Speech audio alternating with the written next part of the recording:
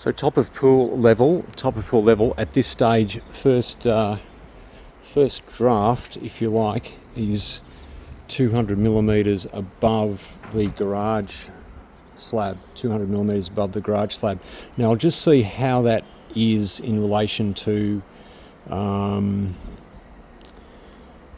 actually what I will do instead of that, I will make it 200 millimeters above this point here, which seems to be the highest point of the 4 survey points, but I'll reflect on that again. Actually no, I changed my mind, sorry, to make it easier for the drafting team and everyone else. 200 millimeters above the doorway threshold masonry, 200 mil above this level for the top of pool, and that is for the standard concrete beam of 350 millimeters wide, varying to 800 millimeters wide across the deep end, and 150 millimeters thick is what we're thickening it up to deal with almost all of the 200 millimeters in height. So that would be the zero cost option in terms of aligning with the way the contract's been written and everything else, so no additional cost to do that. In terms of top of pool, that would be equal with the datum, which is the top of this covered slab zone, so the outdoor living area, if you like. So that's my survey point 1. For a pool that was up at top of slab level there, we've got 2 options.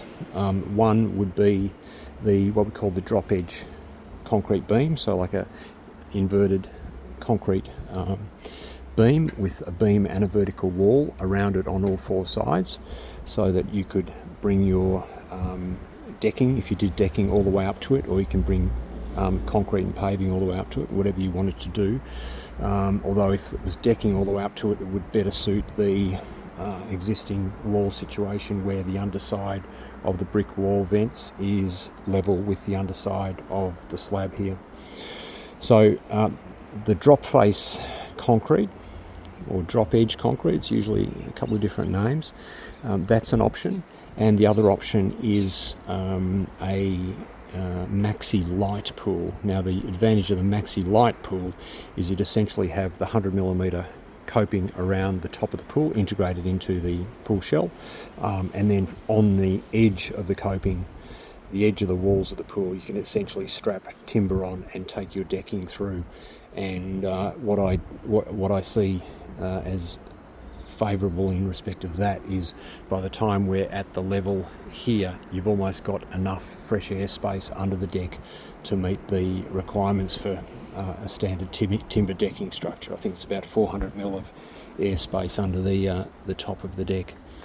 So that's a bit of an overview on top of pool and options, but at this stage we'll set up the detailed pool position plan based on a simple concrete beam 200 mil above this, as I described at the start of this message.